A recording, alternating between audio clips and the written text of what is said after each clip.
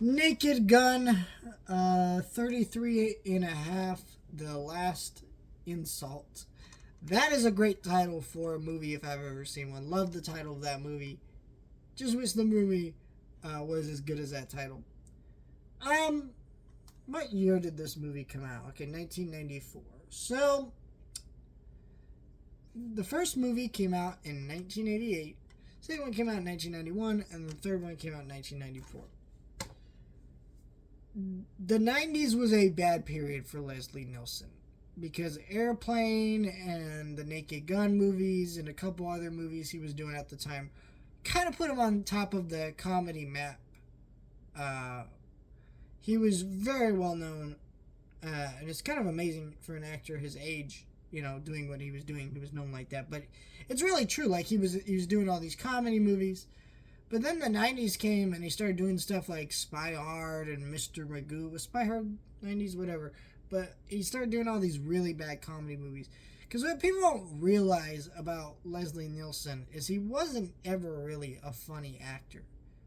What it was is that he was a really great deadpan actor, and that got mistaken for him being really funny, so they just kind of threw him in all these comedy movies that were very low effort, and it really ruined his career, and his joke ran out.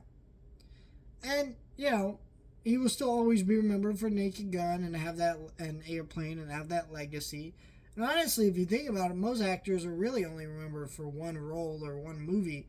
And Leslie Nielsen is kind of like a Harrison Ford in a way, where he gets to be remembered for a couple of them. Like Harrison Ford gets to be remembered for Indiana Jones and Han Solo, and Leslie Nielsen gets to be remembered for Frank Drebin and his role in Airplane, And so that's fun. Um, and so, but it does kind of put this movie into context because when you watch this movie, it does really feel like the speed had run out, the humor had just run out. Like, there's not jokes that aren't funny here, because there are, but there's still, like, clearly some of that spice missing. There's bits with a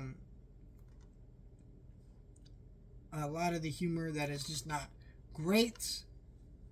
I also think this movie really focused on like its plot a little bit too much. There are bits I'm like, why is this so overly plotty? This is a Naked Gun movie. Like the best thing about the first two Naked Gun movies is like it mounts from joke to joke to joke to joke. Those first two movies do that so well. The second one does it even better than the first. So it's not an unwatchable movie, but it does feel like, oh, this was late 90s Leslie Nielsen when he was not doing great. And it's not as bad as those movies, but it starts to feel that way. And that just wasn't a great sign. Leslie Nielsen was running out of steam hard at this time. And, let's not hate on him too much. He's still a legend, but yeah. I mean, it's part of the reason this franchise died. Also, the other reason is because, OJ did what he did, and he's such a part of these movies that he kind of is a dark shadow that looms all over these movies. But, fuck that dude. Yeah, let me know your thoughts, like, share, and subscribe.